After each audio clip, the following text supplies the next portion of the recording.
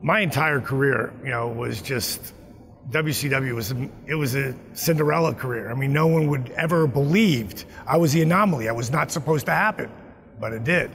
And again, it just goes to show, and I've said it over and over again, work ethic equals results. If you keep working forward, if you never quit, and you keep pushing yourself to get to where you're gonna go to, you should get pretty close to that goal.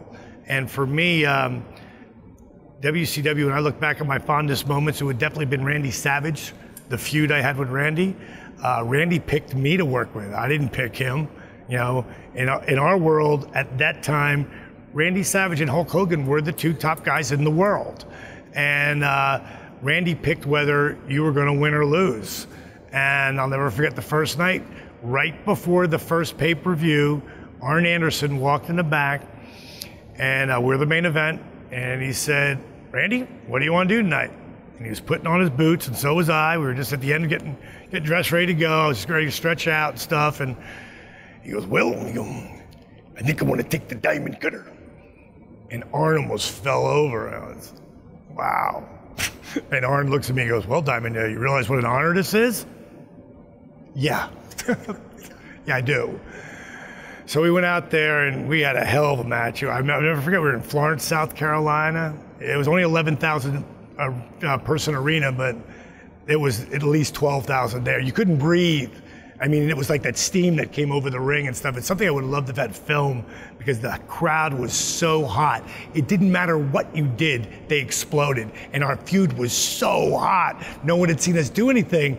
And this pay-per-view was gonna be the first time. So we had a couple of matches before the pay-per-view.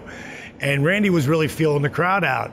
And when we got to the end and he beat me down, and I'd come back and he beat me down, and I came back and he beat me down, and then I blew that big comeback, boom, boom, boom, and boom, he stopped me, oh. And he picked me up to slam me. I dropped behind him and hit him with a diamond cutter. The place just blew. And we're both laying there. I'm on my stomach, he's on his back. It was so loud. I crawl over, lay my arm across him, and the entire arena counts, 1, 2, 3, 4, and it was so loud. And you guys are probably too young for this, but Maxwell Smart had the cone of silence that would come over, and nobody could hear Max and Chief speak. It was like the cone of silence came down over me and Randy, and I could hear the crazy fans go, it seemed like it lasted forever. And I could hear Randy go, it seemed like it was dead silence. He goes, "Well, I guess we got her finished for Spring Stampede." I was thinking, really? Wow.